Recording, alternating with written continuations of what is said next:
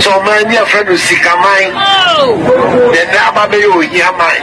Debbie, I know you bonnet. One more bonnet, Namana Banisa. Ghana is a Banisa. Oh, my friend will seek a mind, penny 40 on one in him. So my dear friend will seek a mind. Then never be you hear mine. Debbie, I know you bonnet. One more bonnet, Namana Banisa. It's what come there. Yet is in castle, it's what come there. Onakupo mame kwana meba. Yeah, Banya mother sister, Sunday Mania,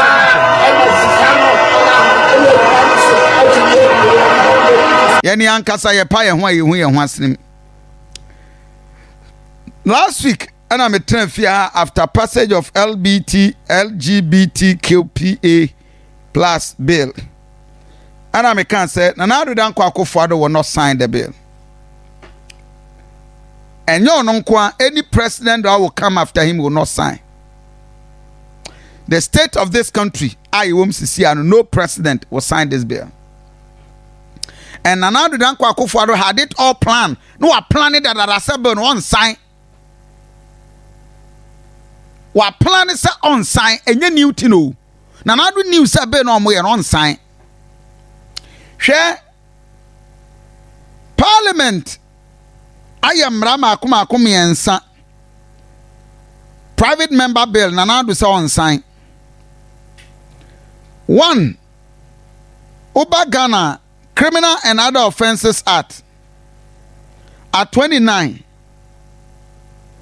In this bill, 1960, Parliament made a key amendment passed by the Parliament of Ghana.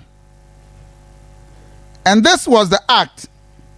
Section 46 of at 29 amended Criminal Offense Act 1996 at 29 referred to in this act as the principal enactment as amended by the sub-institution for section 46. A person who commits murder is liable on conviction to life imprisonment. Nana Dankwa Akufo-Addo was supposed to amend this bill. Our parliament amended it and now it was signed. Okay, section 48 now. So be a bonina a murder Ghana mrekunimu na echere say yekuno by hanging or by electrocution or by enemies. Sentenced to death by hanging or by enemies. And I'm not sure for Koya Mrasa, yes, Sam Brano. And only a one. Now, Mrasabaja Foko, yes, I'm Rawi. You are the commander now to Dankwa Akufo-Addo say, Nana, you are the sub bill way, Abreu. This was passed in December last year. On 12th of December 2023, Nana Dankwa Akufo-Addo in a response quite actually the entire unsigned. Mepacho basis for refusing to assent to the bill. Now, Okuja might project it. Document on Ghana, when you read, now you go through document, facts, figures, you get to know why the president will do what he's doing. And when him that. Say, private member bill be a become a sebedwemno. Or saya a ankran kwabina de ka eba to mine so. Enti oma private member bill say be a Sir John akohene Kofi Asante ni agiri sa ade bi wo Ghana ha ne ye de afamra sebedwafo so no mama na ba ba ye mra ne ye say president science afemu bi article 106 emame Nana Dankwa Akufo-Addo said now Okuja man hold on there. Basis for refusing to assent to the bills. The issue raised whether the bills being private member bill comply with the requirement of Article 108 of the Constitution. This issue is fundamental and goes to the heart of the constitutionality of legislative process for the bill. In addressing this issue, I consider the relevant provision of the Constitution and the Public Finance Management Act 2016 and 921, Clause 2 of Article 93 of the Constitution vested legislative power in Parliament as follows, subject to the provision Otwaswa. Emrebia Ebebano Edeka Ebra Maigana. At the onset, it is important to acknowledge that while the Constitution vests legislative power in Parliament, it is also mandate that the exercise of such power must conform to its provisions. Therefore, when Constitution stipulates a specific procedure for introduction of certain types of bill, such as private member bills, Parliament is obliged to adhere to such constitutional guidelines. To sideline these procedures will constitute a violation of the Constitution. Parliament exercises legislative power by passing bills that are then assented to by the President. Clause 1 and 2 of Article 106 of the Constitution provides as follows. The power of Parliament to make laws shall be exercised by bills passed by Parliament and assented to by the President. No bill other than such a bill as is referred to in language of Article 108 this Constitution shall be introduced in Parliament unless it is accompanied by an explanatory memorandum setting out the details, the policy principle of the bill, the defect of the existing law, the remedies proposed to deal with those defects, or the necessity of introduction, blah blah blah blah blah blah.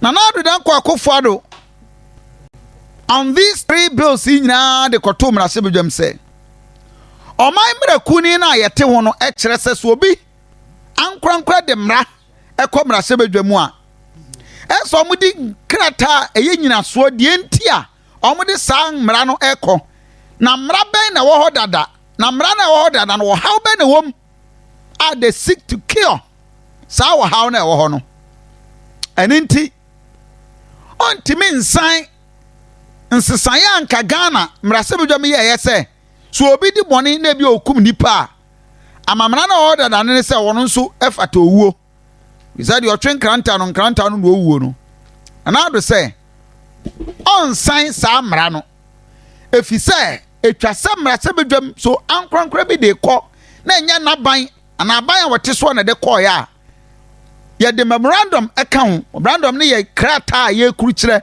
ne ya kire de ntia ye de sa mra no ekɔ mrasebedwam eka o man ne bɛbɔ nsiesi a ye pese ye ene emra e wo no na hoɔden a eni hɔ a ye pese foforo e ba bɛsesa to bo asena tie nkomo ne ye pa enti na ado nyina so nyina ne se emra maako miensa e na ankrankra de akɔ mrasebedwam na agye atum na ban no onsan na mra bia be ya ankrankra na de bɛkɔ no onsan odi kan ye wenu anim se LGBTQ+ no e wo mrasebedwam a a private member bill Sam George nom ene ono ani deputy minister of education Reverend Fojo nom ene dia continue na o lay the grounds to prepare the minds of Parliament na so the way ko no aka se won san a and yet something different. You see how intelligent the president is. And I'm not sure to pass this amre we. Gay borders on our culture. Nyamia dom mesu international law kakra. When you study law, you do international law. You study international treaties. Ghana is a sovereign country. America abanyo, IMF, France abanyo, obi ani tumi ewo Ghana so se o ma ye nsan ye mra. But here, Enra Sir John, Finance Ministry the statement by Okuja my project the finance ministry statement mami finance ministry atwerɛ krataa de akwa Ghana mampani na ado dan kwa akofo ado sɛ ɔnhwɛ ne ho yie na sa LGBTQ+ emra na yɛde akɔ no wɔn mo hwɛ yie ɛna wɔn ansan na sɛ wɔsan pɛ nneɛma mmienu IMF for say sika etwa se de ma yɛn 3 billion na yɛ kɔ akɔpɛ ɛwɔ IMF no sika aka bia no yɛn sanka France abaya frɛ wɔn mo wonim sɛ ɛyɛ club wɔn mo ukɔ Paris club ukɔ France Germany omo any the parachikis the bourgeoisies the abudud and the andanis ehwe na eka Ghana de no omo na omo bobos edi bebre aboye bosia nti sino hydro sika akamunin ba enya ma enya no the Paris club na ewo ho no wo mo na ehwe se Ghana ye sika no external debt obiama kwan na bia yen restructure yen twim ma yen tua de sesia. Now come to the implication. Introduction. Come to implications. Okuja my implication. 1. Impact on World Bank funded programs. The expected 300 million financing from the first Ghana Resilient Recovery Development Policy Operation Budget Support, which is currently pending parliamentary approval, might not be disbursed by the bank when it is approved by parliament. Muntiye Ghana budget na another kind of ofori atakwa kan ye no. Ye wo ne nkurabata bi a World Bank am ya about 300 million.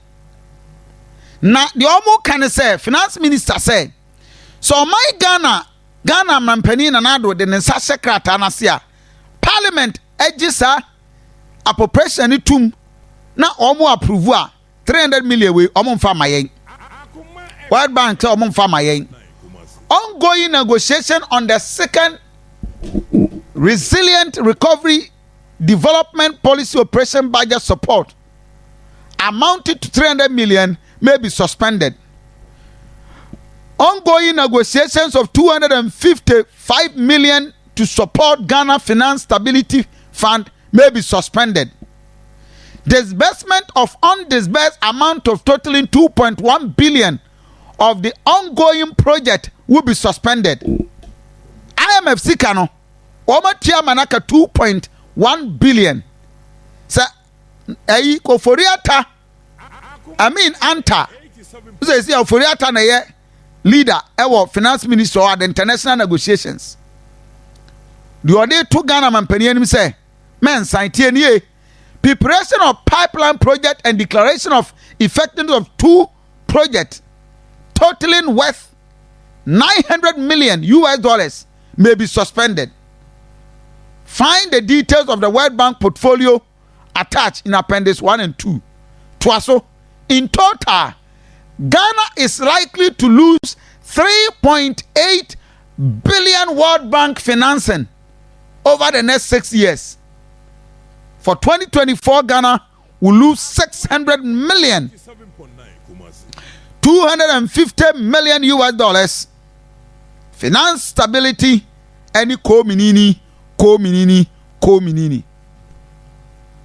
Therefore, ewiase nyina Ghana toso aba enwotwe ewiase nyina omanya ewo gold a wotuo ewiase nyina oba Africa Ghana toso bienu. In fact, ya overtake South Africa kra. Until almost Ghana is leading our world production of gold. Ya wo gold oba Ghana enchene yetu no. Ghana abibirima mu nyina yeni omaya etoso miensa ayetu nchene ebia wadwen nyankoso Ghana enchene salt abibima mu nyina oil sika yenya enra ko education Ministry of Education statement. Ministry of Education say in 2020 and 2021 academic year Ghana the 68.7 million Ghana cedis and they printed past questions Emma school kwala 68.7 million Ghana cedis and they printed past questions Emma school kwala Pasco 2021 2021 academic year. Now, Maya with the 68.7 million printed past questions. Aman kwala akodua po. Na wo mu wi a wo ma san ba betranse. Nyame ya aduma next week. Schools ahodo a wa Asante regional. Ene wo my Ghana mu a nkwala wi SS na o mo result ya withhold ya chi he ya ti mass. Several schools our Asante region. One more result, many of the students enter to Asonko University. Result are withheld. Now, me reasons in the trewa. Every school. Wayek reasons somebody aba. Uko school bi oha. Teachers ever pass questions. Omo fa poro. Comprehension 2. There is come go. Enkwala ni nyina brofo 1 student population of ebia 1000 enkwala ni nyina comprehension omo brofo 1 nti waya kese ebia English a yetwam after 68.7 million US dollars Pasco baby a yeda so atie ni. Why is Nana Addo Dankwa Akufo-Addo ensigning? Nana Addo Dankwa Akufo-Addo enim se Ghana sesia yetie se nya bosia eni wiase aman ahodo so sika ya de bobra oman no ye behima tafre ye beton Ghana ye ni dama ne yetusre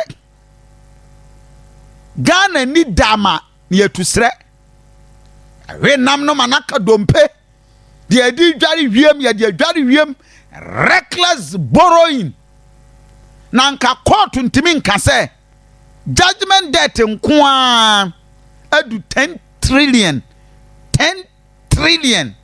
ewo Ghana ha. This is where Ghana is gradually getting to. Sanko mine jira ne nan so ene ankasa aboye bre yi a nka America, US, London, Germany, France, we can tell them say go to hell. But Sesia Menawaka say Ghana has no boss. So foreign investment amanane bosia any sikani lalasula la ye no ama Ghana behima tafre. Enti Nana Addo Dankwa Akufo-Addo waseda na ade ne wo court na ade ndai yenti kroma na court nsem bebreda ho a emra no krase Nana Addo court bi anhye wo sign na obi epe no de court na court ka se twemu a court you can do a stay of execution. No law ene hye Nana Addo say o ye wadwuma na mra hye bedwam atwa sa wo asante o signature no e wo court nti on sign mra bia ni Ghana ha preventing Nana Addo. But when you have leaders are from day one, me concern enya obesan na on sign, but me concern the reason in tia Nana Addo ensign side way because ye jiska for amanane ho ye nsa hye wo manum enti say ye kosan a enya ade a ska ne beba yeah urade 67 years after independence Ghana ankasa ntimi amobra ya bra bawu debi am empire make kire urade say after 60 years me nya adwuma biem for retirement akokora wo estate bi a osofo me da me bensim me hye me nika na mataga me che me nenam me dan ya me mfa ma 1 year rent 6 months bosome kwasi ara no pa bi a me pon sorry a me ne mo ba be ya sorry mama mo communion ya ne se me ba be bom pa ya mama na me bejeje me danto. That is how abrabo ye bono baby o my God na enyina duo ne baby o man ya ba ba duo ye da so a ekura ye nsam ye diga na sika boni se tu ye tu o man bi afo na ado dan kwa akofo ado obi a wo ba o my God na akonya so ye ti sika so ekom de yen Ghana hia yen amam wo boni na ama ye du baby e duo nsam wa na ado kan ye nyina na ado wasam de aba ABC dimu na wote woto so na sesi a wuntimi nya hwe all because nsama wo de wano kan ye ni nyina no you are doing the worst, if not the same. You are doing terrible things than what we saw.